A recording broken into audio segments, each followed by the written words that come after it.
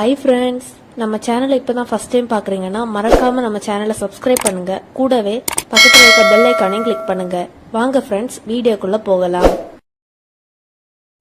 Hi friends, நாம இன்னைக்கு இந்த வீடியோவில் பார்க்க போகிறது நாகர்கோவில் ஸ்டைல் உளுந்தஞ்சோறு.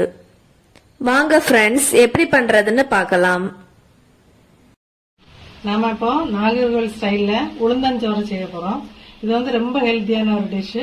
நீங்க வாரத்துக்கு ஒருக்கா கூட வீட்டுல யூஸ் பண்ணலாம். பிள்ளைங்களுக்கு எல்லாம் கொடுக்கலாம். ரொம்ப ஏன்னா உளுந்து போட்டு யூஸ் பண்ணிருக்கனால லேடிஸுக்கு மட்டும் இல்ல, எல்லாருக்குமே ஹெல்த்துக்கு ரொம்ப நல்லது. அதனால தாராளமா வாரத்துக்கு ஒரு நாள் நீங்க இந்த டிஷ் ட்ரை பண்ணலாம். இப்ப இது எப்படி பண்றதுன்னு பாத்திரலாம். இப்ப நான் குக்கர்ல தான் உளுந்தஞ்சோறு வைக்க போறேன். அதுக்கு முதல்ல 2 கப் அரிசி எடுத்துருக்கிறேன். 2 கப் அரிசி எடுத்து ஒரு அரை மணி நேரம் தண்ணி ஊற்றி ஊற வச்சிருக்கிறேன். இப்ப ரொம்ப நேரம் இதை ஊற வைக்கணும்னு இல்லை. இது பொன்னி அரிசி அந்த மாதிரி சின்ன அரிசி அப்படின்னா நீங்க ஊற வைக்க வேண்டாம்.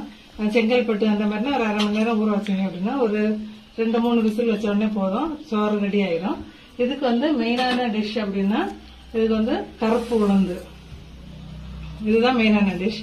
இதை நீங்க என்ன பண்ணிக்கலாம் அப்படின்னா, சில உளுந்து இந்த வாயில கடிபடும் போது ஒரு மாதிரி கல்லு போல கடுகடுன்னு கடிபடும்.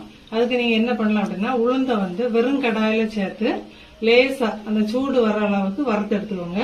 இப்ப நான் வறுத்துட்டு இதையும் கழுவி நான் வச்சிருக்கிறேன். இப்ப 2 கப் அரிசிக்கு அரை கப்பு உளுந்து எடுத்துருக்கிறேன். இதுதான் அளவு.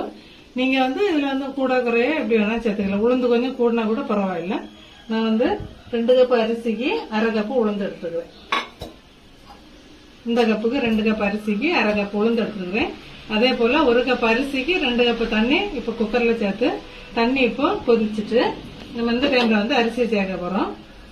இப்ப தண்ணி நல்லா குக்கர்ல கொதி வந்தாச்சு. இப்ப நம்ம அரிசியை சேர்த்துடலாம். அரிசி சேர்க்கும் போது இதை போல எல்லாம் சேர்த்தே மிக்ஸ் பண்ணிக்கலாம். தனித்தனியா தான் போடணும் இல்ல, அரிசி உளுந்து எல்லாமே இப்படி சேர்த்துக்கலாம். இப்ப இது கூட என்ன பண்ணலாம் அப்படின்னா, ஒரு கை உளுந்து இந்த பூடு சேர்த்துக்கிறேன். பூடு பல் எவ்வளவு வேணா சேர்த்துக்கலாம். நான் இப்ப ஒரு கை பூடு இதுல சேர்த்துக்கிறேன். அப்புறம் 1 ஸ்பூன் வெந்தயம், 1 ஸ்பூன் வெந்தயம் அதையும் இப்ப இதுல சேர்த்துடலாம். இப்ப எல்லாமே சேர்த்துட்டு நம்ம ஒரு தண்ணி வாஷ் பண்ணி அதை போடலாம். இப்ப நான் வாஷ் பண்ணல, ஃபர்ஸ்டே வாஷ் பண்ணி தான் அரை மணி நேரம் ஊற வச்சிருந்தேன். இப்ப இதை டைரக்டாவே குக்கர்ல சேர்த்துடலாம். நீங்க பூடு கொஞ்சம் சிலவருக்கு பூடு பிளேவர் பிடிக்காது அப்படின்னா கொஞ்சம் கம்மி பண்ணிக்கோங்க. ஆனா பூடு இது கூட சேர்த்தா ரொம்ப நல்லது. அதே போல வெந்தயம் கண்டிப்பா 1 ஸ்பூன் சேர்த்துக்கோங்க. இப்ப தண்ணி கொதிச்சுட்டு இது குக்கர்ல சேர்த்துடலாம்.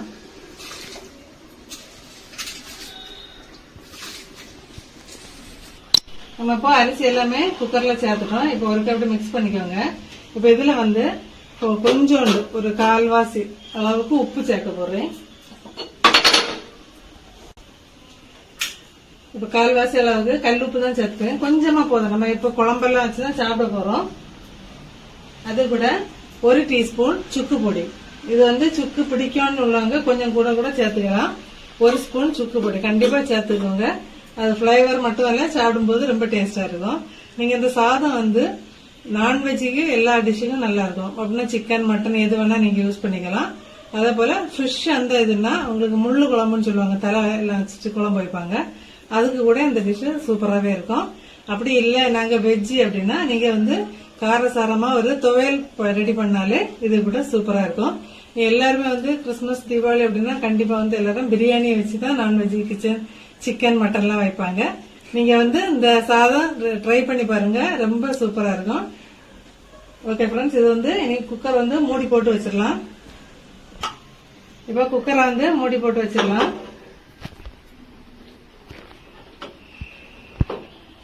இப்ப நான் எடுத்துருக்கிற அரிசிக்கு 5 விசில் இந்த சாதம் ரெடி ஆகுது கரெக்டா இருக்கும். நீங்க வச்சிருக்கிற அரிசியை பொறுத்து விசில் மாறுபடும். இப்ப 5 விசில் எடுத்த பிறகு நம்ம கேஸ் ரிலீஸ் ஆன பிறகு பார்க்கலாம். கேஸ் ரிலீஸ் ஆயிடுச்சு. நம்ம இந்த டைம்ல ஓபன் பண்ணிடலாம்.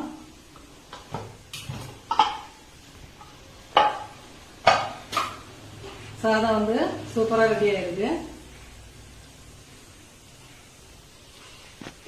இப்போ கொஞ்சம் பார்க்க குழைவா இருந்த போல இருக்கும்.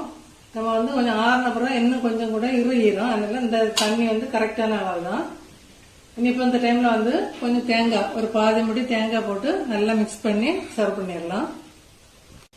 தேங்காய் இப்போ நான் பாதி தேங்காய் எடுத்து நல்லா திருவி வச்சிருக்கேன். இப்போ அந்த தேங்காய் அதில் சேர்த்துடலாம். சேர்த்துட்டு மிக்ஸ் பண்ணிட்டு அப்படியே சர்வ் பண்ணிட வேண்டியதான்.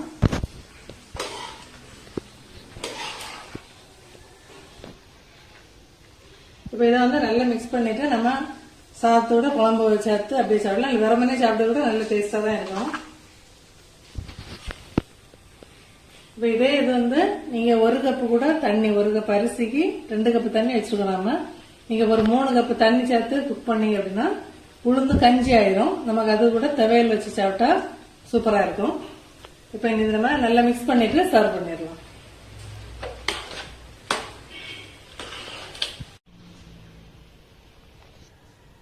நம்ம இப்போ சாதத்தை சர்வ் பண்ணிடலாம். நீங்க இந்த சாதம் பண்ணும்போது சுக்கு வந்து கண்டிப்பா சேர்த்து பாருங்க. அப்ப இந்த பிளேவர் வந்து நல்லா இருக்கும். நீங்க 1 ஸ்பூனோ 1.5 ஸ்பூன் நீங்க வந்து அரிசி எடுக்கிற அளவு பொறுத்து, நான் இப்ப 2 கப்புக்கே 1 டீஸ்பூன் சேர்த்திருந்தேன் சுக்கு பொடி. அப்படி இல்லைன்னா லைட்டா ஒரு துண்டு எடுத்து தள்ளி போட்டா கூட போதும். இது வந்து வெஜ்ஜிக்கு மட்டும் இல்ல, நான்வெஜ்ஜிக்கும் சூப்பரா இருக்கும் இந்த சாதம்.